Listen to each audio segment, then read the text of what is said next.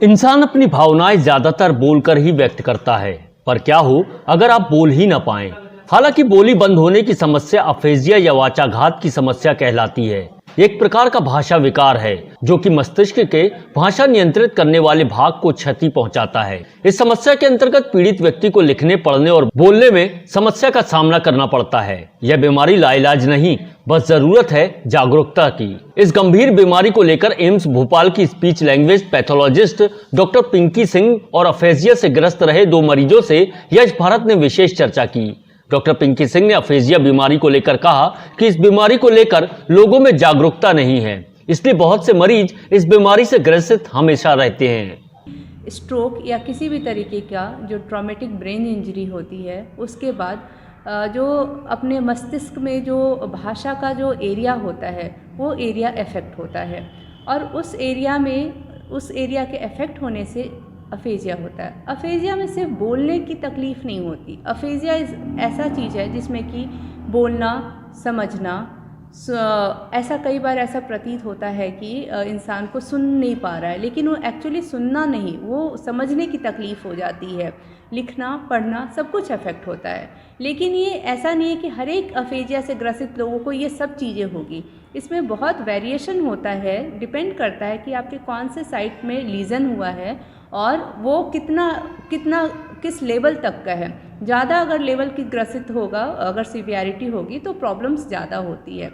Aphasia के लिए सबसे बड़ी जानकारी की ज़रूरत ये है कि ये कुछ जो ऐसी बीमारी है जिसको अगर आप एक कंसिस्टेंट लगातार तरीके से, आप सही तरीके से अगर आपने थेरेपी, अफेजिया थेरेपी आपने ली हुई होती है, 1 से 1.5 साल तक जो लगती है, कंसिस्टेंट लगती है, और ये कोई मेडिसिन बेस्ड थेरेपी नहीं होती है। इसमें चीज़ें होती है कि आपको डिफरेंट टेक्निक्स आपके स्पीच लैंग्वेज पैथोलॉजिस्ट बताते हैं, जो कि आपको प्रैक्टिस करनी होती है, और ये लंबे टाइम तक के लिए रहता है। ये वहीं इस बीमारी का करीब से अनुभव करने वाले लोगों ने अपने अनुभव के बारे में बात करते हुए बताया कि 14 में स्ट्रोक आया था।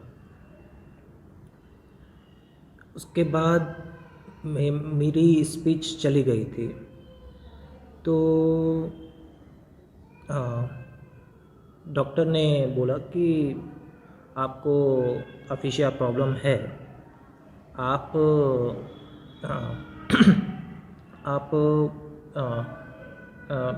स्पीच एंड लैंग्वेज थेरेपिस्ट को मतलब दिखाओ।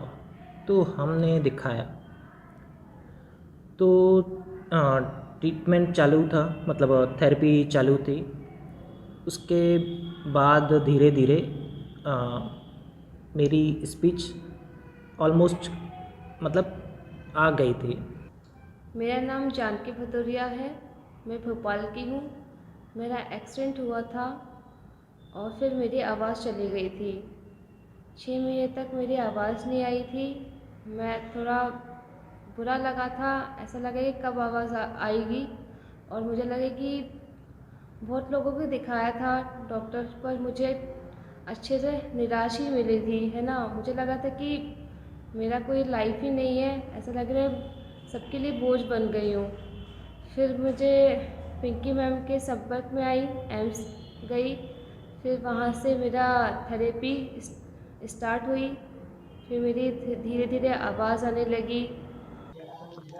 गौरतलब है कि जागरूकता की कमी के कारण इस बीमारी का लोग इलाज नहीं करा पाते हैं। इस बीमारी से ग्रसित लोग सोच लेते हैं कि अब उनकी आवाज कभी वापस नहीं आएगी, लेकिन ऐसा नहीं है। मेडिसिन के साथ अगर स्पीच थेरेपी नियमित रूप से की जाए तो निश्चित रूप से व्यक्ति ठीक हो सकता है। दोनों मरीजों को ठीक करने के सवाल पर डॉक्टर पिंकी ने कहा कि दोनों मरीजों को सप्ताह में 3 दिन 1-1 घंटे स्पीच थेरेपी दी जाती है।